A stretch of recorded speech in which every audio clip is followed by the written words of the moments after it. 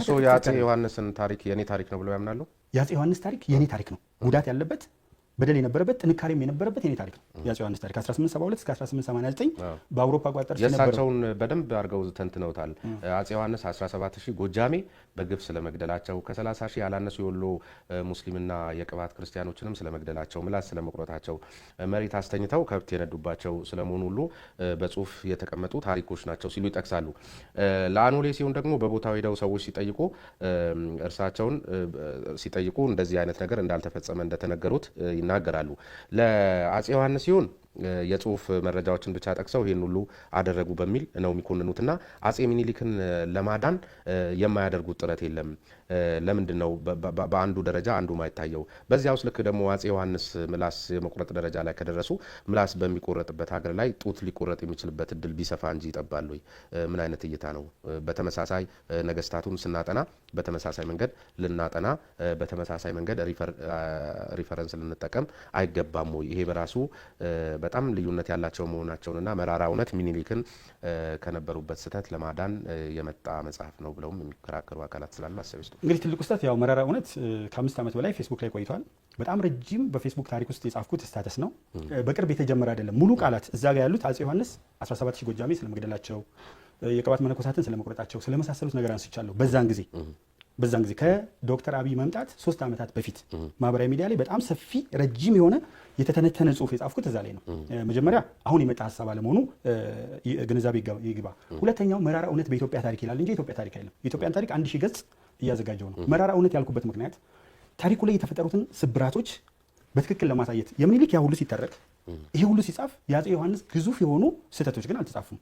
ስለዚህ የኦሮሞ በመስፋፋት ወቅት ላይ ያደረሷቸው ነገሮች መጽሐፍ ላይ ይኑሩ እንጂ በይፋ የሚወጡ የሉም። 11 ያክል መጽሐፍ ላይ አለ ኦሮሞ ኬት እንደተነሳ የሚኒሊክ ሁሉ ሲጻፍ አፄ ዮሐንስ ላይ ግን የነበሩ ነገሮች ሁሉ አልተጻፉም ከማለት የአፄ ዮሐንስን ታሪክ ሲጽፉ መጽሐፍ እንጂ የዚህኛውን ሂሳብ ለመስራት እዛ ጋር ሲኬድ የበለጠ በሰዎች ዘንድ የኔና የነሱ በሚሉ ወገኖች ዘንድ ሌላ ፉክክር ሌላ ንትርክ አይፈጥርም ወይ ነው? አሁን ለማዳን ብለው እርሶ ታሪክን ለማከም ብለው ለማዳን ብለው ከገባንበት ቀውስ ለማውጣት ብለው የሆነ መነሻ ይኖሩታል። መቼም ያደረጉት ነገር የበለጠ ሌላ ውዝግብ አይፈጥርም ወይ? እኔ ምንድነው አይፈጥርም ብዬ የማስበው ሁለት ሰዎችን ታስታርቃቸው ስትል የሁለቱም በደል መነሳት አለበት። አንድ ዶክተር አብይ አህመድ የተናገሩት ምርጥ ንግግር ነበር። ያንተ ቁስል እኔም ጋር አለ።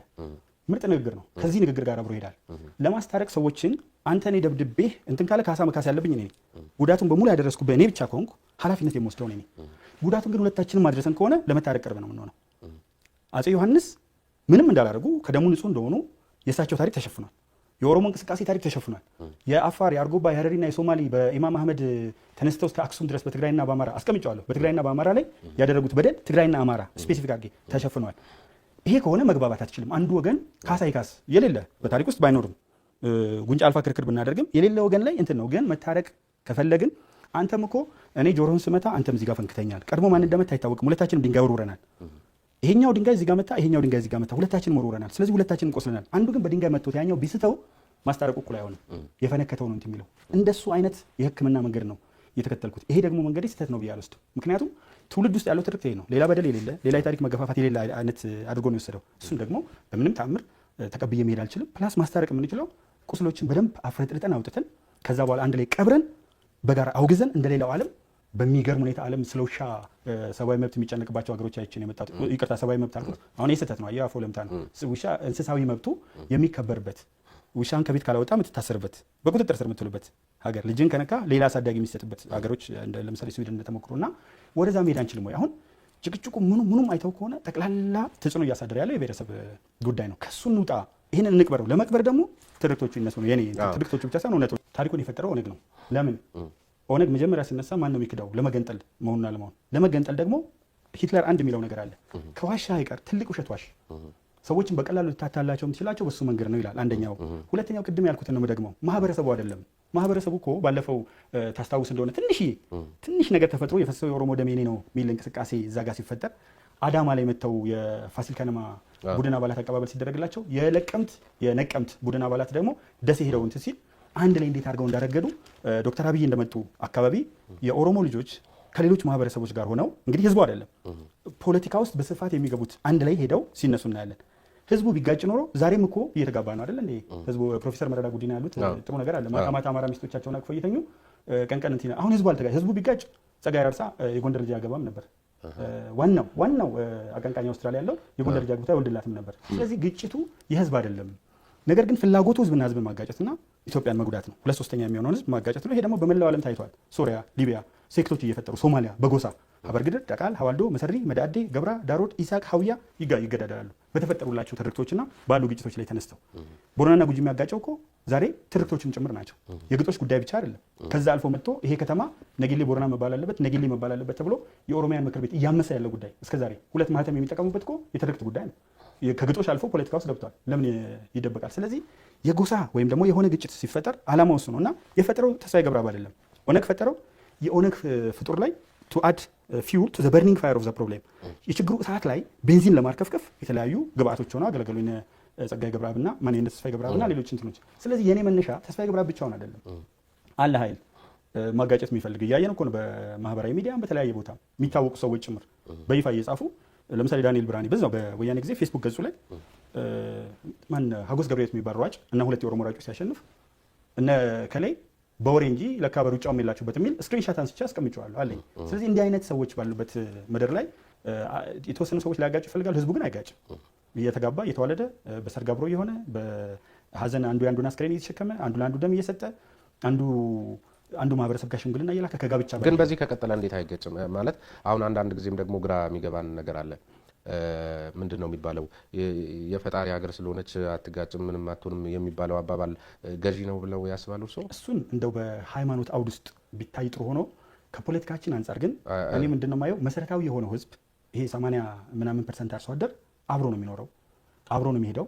እየከፋ ከመጣ ደግሞ ዝም ያለው ሰው አሁን ዝም ያሉ ሰዎች አሉ። በጣም ይቅርታ አድርግልኝና ጥሩ ጭንቅላት ያላቸውን ኢህአፓ በላቸው ከኔ እድሜ በላይ ያሉትን። ቀጥሎ ጥሩ ጭንቅላት ያላቸው ኢሰፓ ውስጥ ገቡ።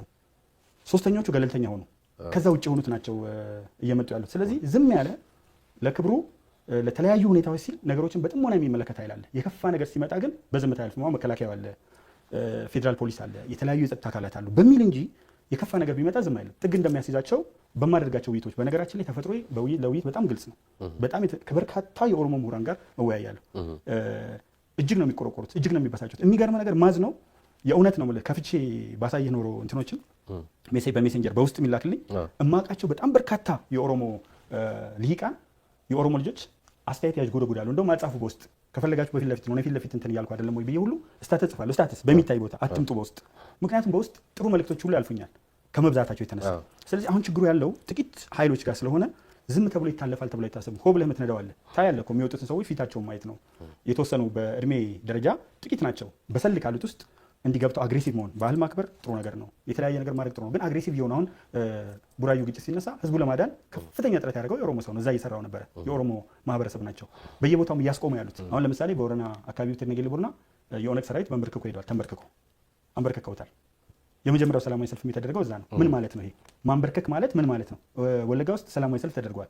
የተለያዩ ኦሮሚያ ከተሞች ጸረ ኦነግ። ለምን? ህዝቡ የሚፈልገው በትክክል የምታገል ከሆነ ታገል፣ ህግና ስርዓት ስታቆም ግን እናስቆማለን። ህዝቡ ነው በነገራችን ላይ ያንበረከከው የኦነግን ሰራዊት አስተዳደሩ አይደለም። ስለዚህ ይሄ ውስጥ ስላለ ማህበረሰብ ውስጥ ከላይ የሚጮሁት አንድ ያልኩት አባባል አለ። እንደው ላይጠቅም ይችል እንደሆነ ሲደጋገም ያሰለች ካልሆነ በስተቀር የነሱ ሳያሰለች እኔ ባጃጅ ጥቅስ ይገዛዋል። ሀመርና ኢንፊኒቲ መኪና ግን ጥቅስ የላቸውም። ደግሞ ለሰው ምናምን ተራጅ ባጃጅ ምለው ነገር አለ። ባዶ ቆርቆሮ ጩኸት ያበዛል። ከላይ ሲገሉ ስታይ ትፈራለህ እንጂ እኮ መዓት የሚሰሩ ጥሩ ስራዎች አሉ። የህዝብ ለህዝብ ግንኙነቶች አሉ፣ ብዙ ነገሮች አሉ። ግን አጉልተን የምናሳየው መጥፎን መሆኑ። ሌላ በዚህ በአኖሌ የዘመተውን የሚኒሊክ ሰራዊት ስንመለከት 9/10ኛው የኦሮሞ ተወላጅ ነው፣ አማራ ጥቂት ነው፣ እርሱም የሰሜን ሸዋ እንጂ ጎንደር፣ ጎጃምና ወሎ ተሳትፎ አልነበራቸውም። እነዚህ ትርክቶች በአጠቃላይ በውሸት ላይ የተመሰረቱ ናቸው በሚልም ታነሳለና በዚሁ መጽሐፎት ላይ ደግሞ ከቅድመ አክሱም ጀምሮ ያለው ታሪክ የሁሉም ብሔር ብሔረሰቦች ታሪክ መሆኑን ግሪክን እንደውም አንስተው የሚያስታውሱት ነገር አለ። ስለዚህ ይህ ከሆነ ዋናው ነገር ታሪኩ እንጂ ሰሜን ሸዋ ይሁን ጎንደር ይሁን ማንም ይሁን በቃ የሁሉም ታሪክ ነው። ዋናው የሚኒሊክ ስርዓተ መንግስት ያን ነገር አድርጎታል አላደረገውም ጋር ለምን አይቆሙም እርሶ?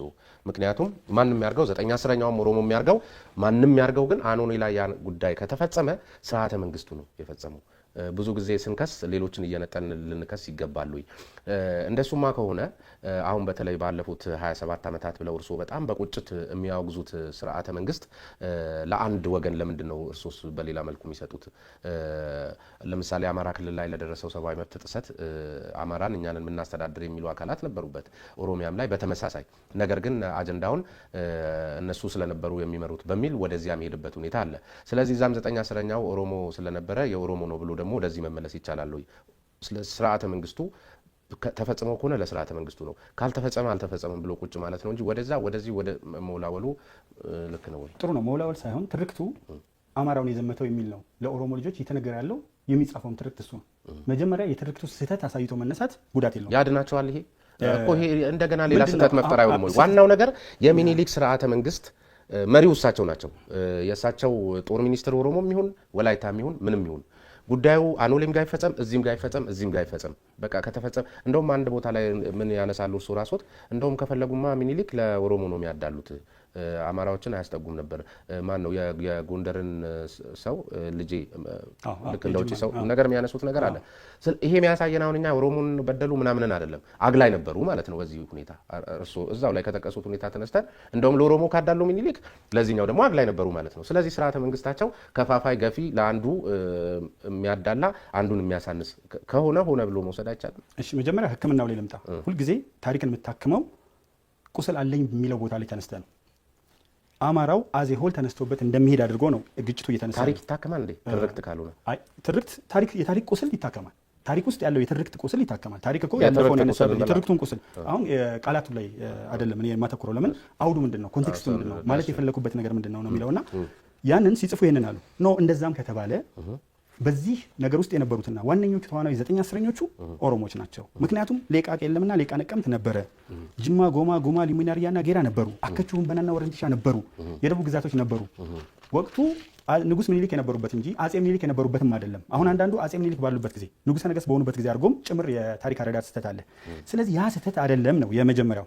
ስህተት ከሆነ ማለት አግላይ ናቸው ብለህ አንተ አንድን ዲፋይን ሙሉ በሙሉ የምታደርገው ሙሉ በሙሉ ስርዓቱ ከመጀመሪያ እስከ መጨረሻ አግላይ ሲሆን ነው። የተወሰኑ ቦታዎች ላይ የሚታዩ ምልክቶች አሉ። ለምሳሌ ምኒልክ ሸዋ ናቸው። ስለዚህ ሸዋ አካባቢና የቀረቧቸውን የተቀበሏቸውን የበለጠ ይቀበሉ ነበር። ለምን? የሸዋ ኦሮሞ በምኒልክ ስርዓት ውስጥ ትልቅ ነገር ነው። ወለጋ ብትሄድ አንድ የአማራ አንድ የትግራይ ባላባት አታገኝም። ጽሁፉን ስላየሁት ነው። ቤተ መንግስት ወልደ መስቀል ታሪኩ አርካይቭ ውስጥ ገብቼ በአይኔ የወለጋ ላይ ስለሰራው ነው። አንድ ስም በስህተት አሁን ወደ አዲስ አበባ ዩኒቨርሲቲ እየዞረ ነው በቤተ መንግስቱ ስር የነበረ ነውና ማየት ይቻላል። ስለዚህ የመቱት ጎጃምን ነው እንባቦ ላይ፣ ከዛ በፊት ሊሙ ላይ የመቱት ጎጃምን ነው። ስለዚህ እነዚህን አግልለዋቸዋል።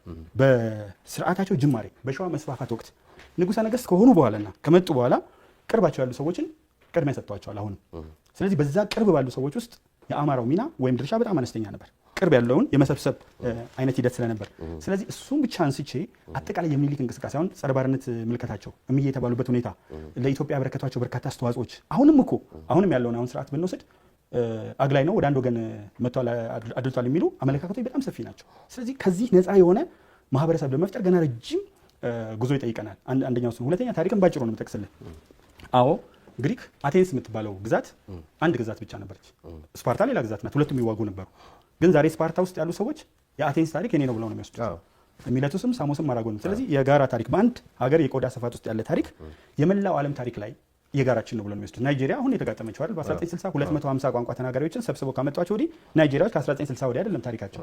ስለዚህ ምኒልክ እንደሰበሰቡ ተደርጎ ከዛ በፊት እና አፄ ዘርዓ ያዕቆብ እንዳልነበሩ እና አፄ አምደ ጽዮን እንዳልነበሩ፣ በኢዛና ጊዜ አዲስ አበባ ጭምር ቤተክርስቲያን እንዳልነበረ፣ በዛጉዌ ጊዜ አዳዲ ማርያም ቤተክርስቲያን አልፈ እንዳልነበረ፣ ጉራጌዎች የትናየት አልፈው ወደ ደቡብ እንዳልነበሩ የሚጨፈልቅ አይነት ትርክት ነው ኢትዮጵያ ውስጥ ያለው። ኦኬ ዛሬ ታየ። ይሄ እንግዲህ ከ5 ዓመት በፊት የነበረ ነው። ዛሬ ታየ። ሌላ ዓለም ውስጥ ነው ያለው። ለዛሬው ይበቃናል። ፔስ